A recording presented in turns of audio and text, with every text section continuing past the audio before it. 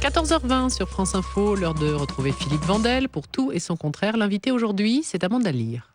Amanda Lear, avec nous, mannequin dans les années 60, égérie de Salvador Dali, et plus tard présentatrice télé en France, en Italie, parfois comédienne, et puis qui triomphe, c'est une sorte de nouvelle reine du vaudeville à la française. Panique au ministère, s'appelait ainsi Lady Oscar, au théâtre des Variétés. Pendant votre période disco, vous avez vendu 16 millions d'albums. Est-il vrai que vous en vivez encore aujourd'hui ?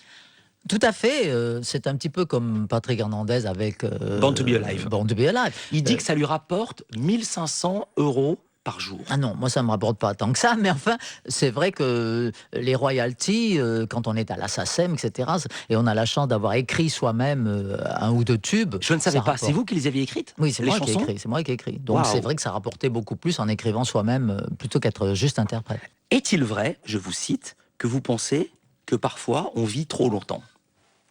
Oui, je suis tout à fait partisan de l'euthanasie et je pense que à bout d'un moment, pourquoi s'acharner sur quelqu'un ? Vous avez même dit pire, Amanda Lear, vous avez dit « je suis favorable à l'euthanasie obligatoire ». Oui, bon, là je plaisantais, mais obligatoire à 50 ans, oui, parce que je détestais tellement l'idée du troisième ou du quatrième âge que je trouve qu'on devrait tous mourir très jeunes, voilà.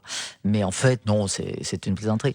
Je vois pas l'intérêt de vivre très très très très vieux. Franchement, quand je vois des gens de 95 ans, 98 ans, qui peuvent plus marcher, qui n'y voient rien, qui n'entendent rien, je vois pas l'intérêt de vivre. Donc franchement, je trouve qu'on vit trop longtemps à ce moment-là. Vous avez fait des papiers en ce sens ? Oui, on vous signe un papier, c'est très simple, en disant si j'ai un accident cérébral, n'importe quoi, ne vous acharnez pas, débranchez-moi, et voilà. Alors attention, parce que là on va passer à de l'info vraiment sérieuse. Nous 2 juillet 2013. Est-il vrai que vous êtes fait larguer par votre ancien petit ami, le jeune Nicolo, 20 ans, qui vous a trompé et quitté pour une présentatrice météo? Voilà, alors les Miss Météo sont redoutables. Mais c'est vrai ou c'est pas vrai? Oui, c'est vrai que... Non, attendez, je vous interromps là tout de suite. Il m'a trompé avec une Miss Météo et puis je l'ai largué. D'accord. Voilà, sauf ça s'est passé comme ça. Donc gala, j'ai appris en 2006 que vous étiez fait larguer par Manuel, un jeune qui vous a trompé et quitté pour une présentatrice météo. Est-ce qu'il y a eu 2 gars ou est-ce que c'est le même article avec le prénom qui a ripé ? Ils se sont trompés. En fait, mon ex s'appelait Manuel, en effet, et c'est vrai que Manuel m'a trompé avec une Miss Météo. Mais le Nicolo, alors ? Le Nicolo, c'était autre chose. C'est un champion de natation avec qui je sortais. Mais vous mélangez tout vous-même. L'été dernier. Je vous dis ça, Nicolo. Non, Miss non, mais Météo, il s'appelle pas Nicolo, il s'appelait Manuel.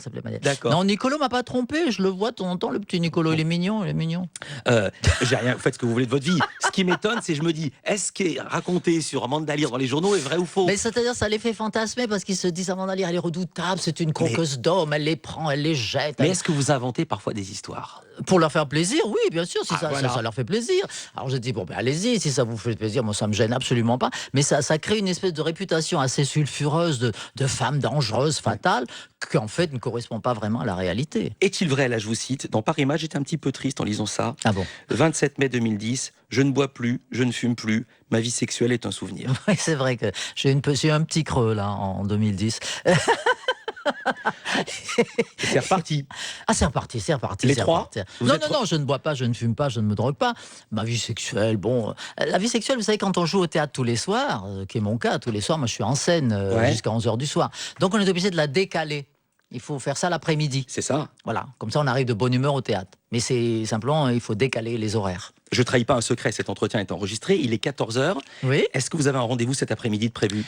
Oui, j'ai un rendez-vous cet après-midi, oui. De boulot? Pas de boulot et de loisirs. Il a quel âge, le loisir? Il a la moitié de mon âge, alors vous faites le calcul. Merci. Et vous savez, j'ai une loge qui est très confortable. Merci beaucoup, Amanda Lear, d'être venue nous voir. Philippe, vous m'avez fait dire plein d'âneries comme d'habitude.